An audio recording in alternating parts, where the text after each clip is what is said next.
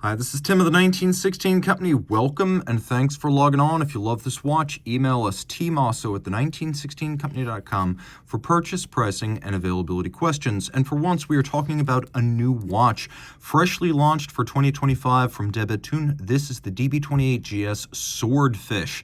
So we all know the famous black and blue watch. I like this one better.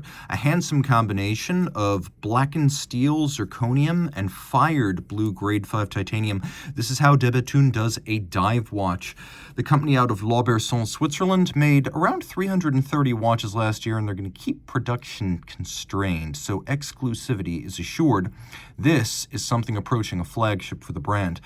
44 millimeters in diameter. It's not as big as you think it is. It's only 13 millimeters thick, though it has a can-like profile that makes it look more sheer and substantial. It's very light in the hand, a quality of zirconium. This watch made almost entirely of zirconium, sapphire, and titanium.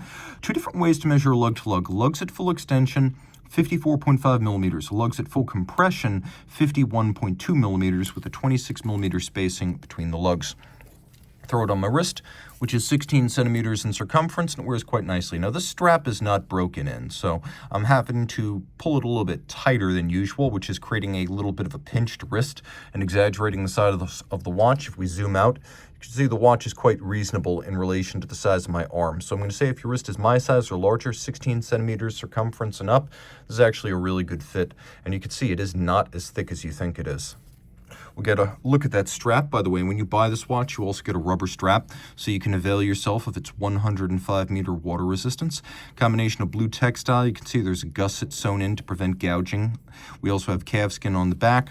And we've got a buckle that, as with most Bethune watches, is designed to echo the character of the watch. So if you have a very traditional watch, like a DB25, you're going to get a very traditional buckle.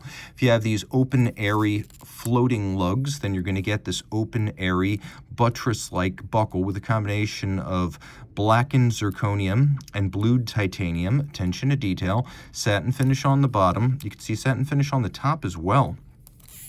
The perforations, or I should say the openings in the lugs, are filled with fired grade 5 titanium for accenting. The crown, as well as the trigger, are also fired blue titanium.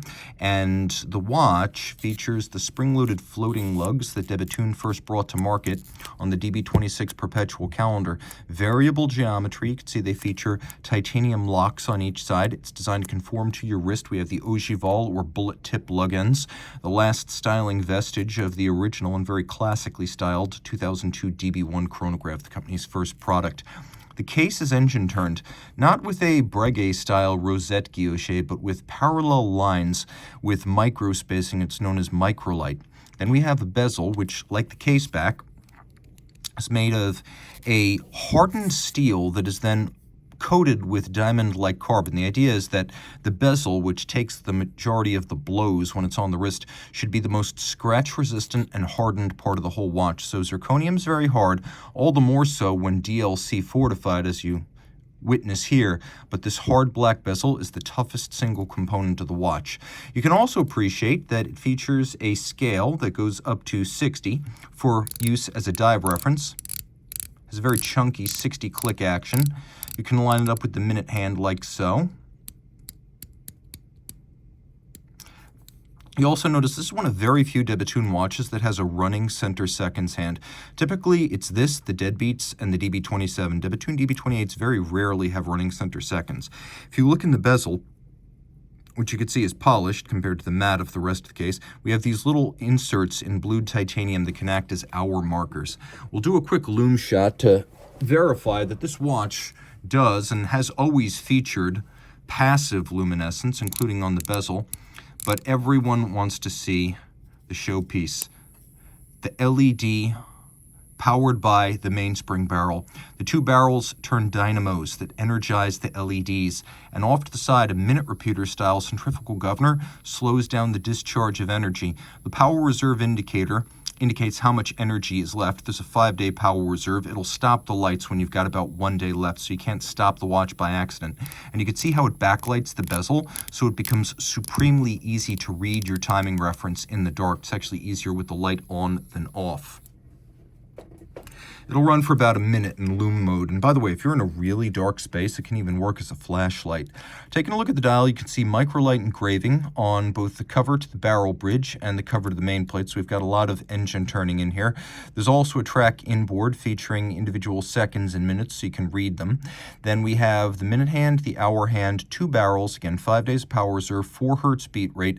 This movement features 400 parts, and all of this right here, 30 millimeters in diameter. It's a big movement for big case. You can see the underlying mechanism that actually drives the power reserve indicator visible on the back, with a combination of microlight engraving on the case and the movement, as well as beveling and satination with Media Blast 2, multiple finishes on the reverse, multiple finishes on the dial side.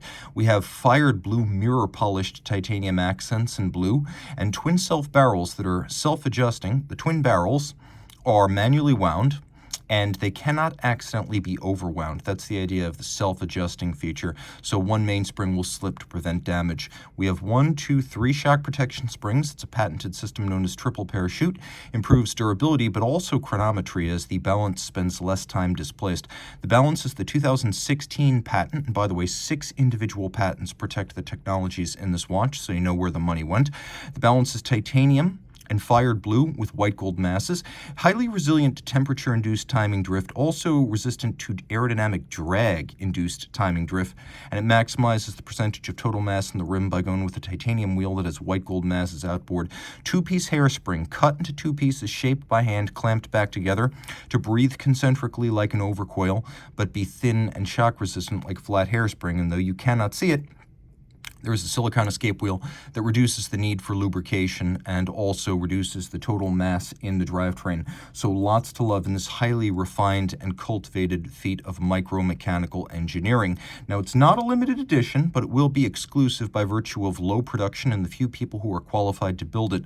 Retail price is going to be about 105,000 Swiss franc, about 120,000 US dollars. And if you look, the closer you get, the more impressive the finish becomes. We've got mirrored beveling, satination, we've got guilloche, we've got polished screw heads, and you can see that the bridge for the balance has been blued, polished, and rounded off. It's a work of art. If you love this watch, reach out. Team Mosso at the 1916company.com for purchase and pricing details.